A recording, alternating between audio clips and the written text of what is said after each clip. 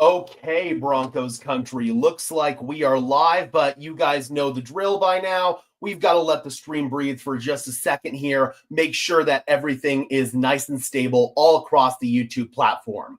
Welcome in, Broncos country, to this Denver Broncos Syndicate breaking news live stream as the Denver Broncos have reunited with their old friend, wide receiver Lil'Jordan Humphrey. Before we officially break it down, guys, if you guys could just do me a big favor and smash the like button on this stream as well as subscribe to the channel, I would really appreciate it. Those are both free and easy ways to show your support. It helps tell YouTube's algorithm to push us out, and it helps us get seen by more and more members of Broncos country just like you and me. Additionally, if you guys want to go above and beyond in supporting the channel, please consider becoming a channel member today. You can do so by clicking the link in the description below. Help support me, help support the channel in general, and help improve the production quality of these videos. All right, so we already have 5 people in the house. Make that 24. That jumped up very quickly. So let's go ahead and get into the news of the day, Broncos country. Bringing it in, according to Adam Schefter, sources, Broncos are signing wide receiver Lil'Jordan Humphrey off the Giants practice squad. Humphrey is now returning to Denver, and he's likely to play on Sunday versus the Kansas City Chiefs. Lil'Jordan Humphrey is going to give the Broncos something they've been lacking since the Devon Vele trade. That's a reliable threat over the middle of the field. Lil'Jordan Humphrey and Devon Vele were the guys who were getting a lot of these dig routes and in-breaking routes from Bo Nix last year, and it just feels like Bo Nix doesn't trust his receivers over the middle of the field. Hopefully, Lil'Jordan Humphrey will give Bo Nix another guy that he's comfortable with, a security blanket, if you will. I think Humphrey's going to come in and have an immediate impact on this team. There's another area where I think Humphrey is going to have an impact on this team. We'll talk about that in just a second. Let's start saying hi to some people here. We got Jay Blackwell as a new YouTube member. Thank you so much for becoming a member. I really, really appreciate it. Again, helps improve the production quality and helps support me in general. Thank you so much. We got Rayanne in the house. Hump is back. Let's go. Diego says, let's go. Humphrey had a lot of drop problems last season, but it's actually a good sign. He's good making separation. He is. And again, he's a reliable threat over the middle of the field. So quite frankly, that is something we have missed in this offense for quite a while. I'm really happy to have him back. We got Pat Sertan too in the house saying, love it. We've got Bobby Bottoms. Let's go. Lil'Jordan makes sense. He knows the system and can block well. That was going to be my other point. This wide receiving core and the tight ends as well have had a really tough time blocking on these perimeter screens. A lot of fans complain about these screens being called, but when you're not blocking on them and they only go for 2 yards per clip, I can understand why fans aren't going to like them. Lil'Jordan Humphrey blocks his ass off. That's what he does well. So I expect the blocking on these perimeter screens to improve significantly with Lil'Jordan Humphrey back. That is an excellent point, Bobby. We've got, Maverick says, Lil'Jordan Humphrey, indeed, Maverick, indeed. Lil'Jordan's back, Kyle says. Man is with 2 separate streams, horizontal and vertical. Yeah, so StreamYard, they just did a feature where you can do 2 at the same time. I figured I might as well test it. Bring some more engagement to the channel. The vertical streams, they get a lot of views, so I feel like might as well at least try it. I understand that it's a little bit weird, so you can pick your flavor. You can choose the horizontal or the vertical. Whatever you want to watch, I don't care as long as you're supporting me here on Broncos Syndicate. So now I want to go ahead and bring in Lil'Jordan's snaps on this, or his stats on the season, I should say. Then we'll bring his snaps by position last year here in Denver. So his stats this season with New York, he's played in 3 games, started 2, 10 targets, 4 receptions for 55 yards, no touchdowns. Last year in Denver, 45 targets, 31 receptions, 293 yards, 9.5 yards per reception, and 1 touchdown. Had 3 touchdowns, 162 yards in 2023 here in Denver as well. Obviously, he's been with Sean Payton for a long time, dating back to New Orleans, and then here in Denver. He's one of the only plug-and-play options that was available. They felt like they had a missing piece at receiver. They wanted to go out and trade for Jalen Waddle. It never materialized ultimately. So this was probably their next best thing they could go out and do. Get somebody who knows the system, knows Bo Nix, is comfortable with everything here in Denver. So I feel like in terms of where we are at this point in the season, it's a good move for the Denver Broncos. We got David in the house. He is back indeed. We got Mr. Fantu in the house saying, yo, let's go. LGH is back. This is a good sign. Should help the offense. It really should. It should help. I use this term a lot, but it should help deconstipate the offense, man. This offense just feels like it's constipated right now. We know it's got potential. We know that it can be explosive. It just isn't there more often than not. So I truly believe that having somebody who's a reliable weapon for Bo Nix outside of Cortland Sutton and Marvin Mims, and to an extent Troy Franklin, this is really going to help. Kyle agrees. Thank God. We need help bad on the wide receiver end. Yes, we do. We really, really do. So as far as what role he's going to slip into, let's go ahead and share this tab here. These were the snaps by position for Lil'Jordan Humphrey in the regular season last year here in Denver. 268 snaps were out wide, so he can be a backup X to Cortland Sutton. He can also play the Z role. 265 snaps came in the slot, so pretty even split right there. 9 snaps in line and 3 snaps in the backfield. So it's a very diverse role that Lil'Jordan Humphrey fills. Again, he's just been the missing piece here in Denver, it feels like. Him and Devon Bailey. I'm really, really pleased to have him back. How many quarterbacks has Sean had, and how many years have they been in the league, not considering Bo? I mean, obviously, he had Drew Brees in New Orleans. Prior to that, he had Tony Romo in Dallas, Teddy Bridgewater briefly in New Orleans, Taysom Hill, Trevor Siemian at one point, and then here in Denver, he's had Russell Wilson, Bo Nix, and for 2 games, Jarrett Stidham. I'm probably missing a couple here and there, but those are mainly the quarterbacks that he's had. And obviously, Bo Nix is the only rookie quarterback that he's worked with, and now second-year guys. So this is the first time I'd argue that Sean Payton has really developed a young quarterback outside of arguably Tony Romo. So we're going to see, man, does Sean Payton have the patience moving forward to get through some of these rough patches? I believe he does, but if you listen to the national media right now, like Colin Cowherd and some of these other guys out there, they're all saying that don't be surprised if Denver drafts a quarterback. I don't see that. I think Sean Payton's going to be very patient here when it comes to developing Bo Nix, but again, what do I know? I'm just some guy who makes YouTube videos in his closet. Jay Blackwell says, this game is a must-win Sunday, boys. This is our playoff game. Basically, got to beat the Chiefs. Let's go.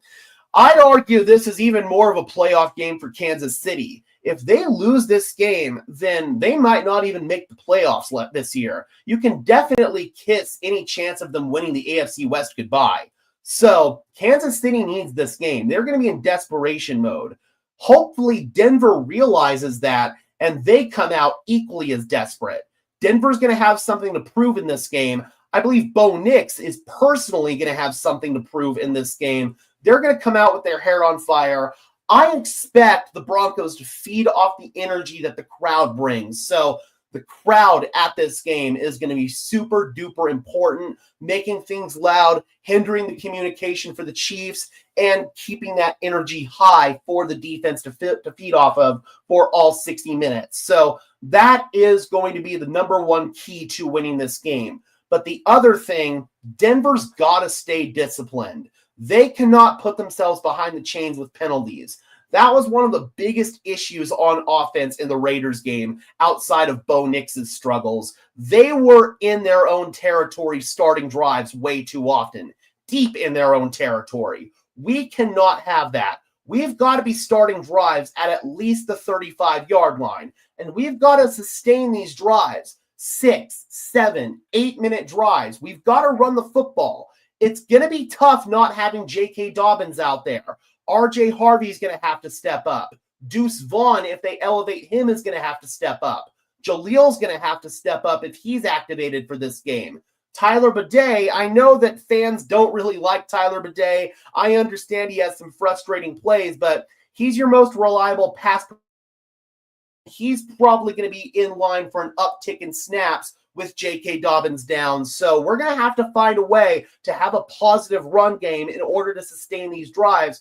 But Bo Nix is going to have to play well as well. He's going to have to make the throws necessary in order to prove that he is a franchise quarterback. I believe he will, but he's going to have to make these caliber of throws in this game. So they played a lot in the league before they went to a Sean offense. Yes, most of them did, but not all of them. C says, let's go Broncos. We need to shut the haters up. And I think the Broncos are going to want to do that. They know that they've been in the media for a lot of negative reasons recently. So I truly believe that the Denver Broncos are going to want to go out there and prove something to the national media. Yeah, JK not being out there is indeed going to be a big difference. Our defense will keep us in this game, and Sean has to have a great game plan for this young quarterback. I mean, at the end of the day, Sean Payton is going to have to let Bo Nix cook a little bit. I understand that he's had the bumpers up on his bowling lane. He's had the training wheels on his bike, whatever you want to call it. It kind of feels like this is the game where you need to turn Bo loose a little bit and live with any negative results that might happen. You've got to go full balls to the wall for this game.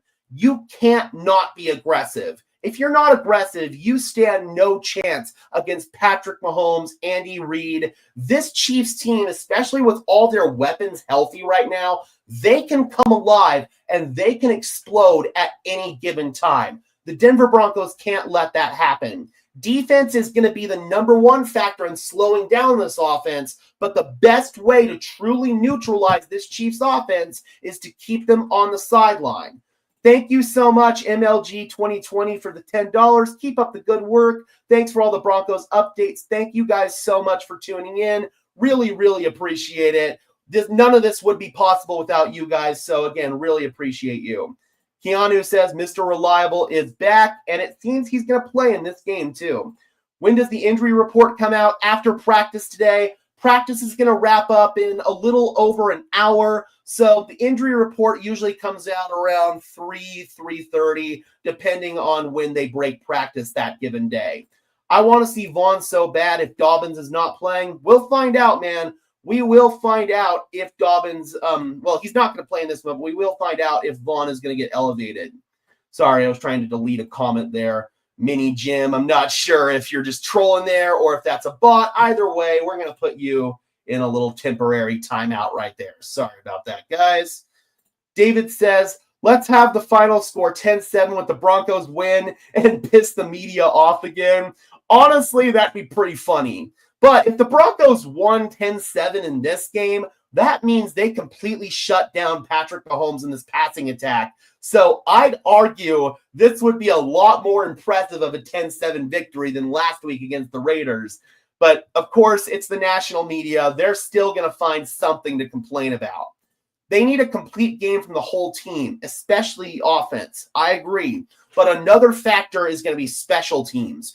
The special teams for the Broncos has been that. It's been very special and not for the right reasons. So we've got to play disciplined on that side of the ball. No penalties. Jeremy Crawshaw is going to have a much better day punting the football. Not having the wind out there is definitely going to help, but still, he's got to have those yips out of his system for this game. We cannot have any ugly punts. Hopefully, we're not punting at all. Hopefully, the offense is able to sustain drives, but realistically, you're probably going to have to punt at least once or twice. We've got to have good punts and pin Kansas City back deep in their own territory. Agreed, David. LOL. FM. Caruso says, we're built to beat the Chiefs. We are. That's how this roster was constructed. It was constructed with the idea that they were going to have to beat the Kansas City Chiefs. Everybody knows that the AFC typically goes through Arrowhead, so that is how this roster is constructed. Will they be able to make enough plays? We're going to find out in this game. We're going to preview that in the game preview video that we put out the day before the game.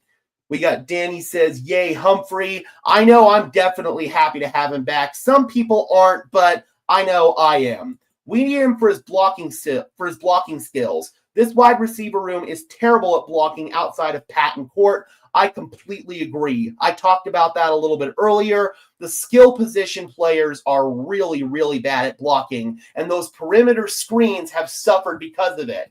We can all complain as a fan base about Sean calling these screens, but when you're not executing in terms of blocking them, they're not going to work. Hopefully having Lil'Jordan back will make some of these perimeter screens work a lot more consistently. Yes, I will have the injury report as soon as it comes out, David. We will do a video on it. I can promise you that. This defense has done well against the Chiefs offense. They have. They've been able to slow him down. And the best way to slow down Patrick Mahomes and this Chiefs passing game is to get pressure with a four-man rush. If Denver can get pressure with a four-man rush, which generally they've been able to do, then I believe they're going to be able to neutralize Mahomes and this passing game. LJH played well with the Giants, honestly. He looked better than I thought he would. He did have some nice moments there, but it kind of feels like the Giants are going with the youth movement now, and it's a much better situation for Lil'Jordan Humphrey here in Denver, so I'm really glad that he's back. It definitely is looking like Dobbins is out. We'll find out once the injury report comes out, but the fact that they're contemplating putting him on injured reserve, that means he's due to miss at least 3 weeks. If they're contemplating injured reserve, then he's in line to miss 4 games, but at least 3 if they're entertaining the idea, I would say. Him and Pat Boda would feed families. All right, guys, we're going to start winding this stream down. Thank you so much for tuning in. I really appreciate it. If you could just do me a big favor and smash the like button as well as subscribe, I would really appreciate it. Those are both free and easy ways to show your support. Helps tell YouTube's algorithm to push us out, and it helps us get seen by more and more members of Broncos country just like you and me. Would you rather have Vele back over Lil'Jordan Humphrey? Probably, but we're not going to get Vele back. So realistically, this was our best option at the end of the day. I expect Bo to bounce back. He always does and has since college. I agree. Yes, Friday will be the final injury report, but the initial injury report comes out today once practice is over, and we will have that once it comes out. Diego says, let's go Broncos. Yeah, I agree, Kevin, but again, you weren't getting it back, so this was the best option. All right, guys, thank you so much for tuning in. And until next time, I'm your host, Gage Madrid, saying peace out.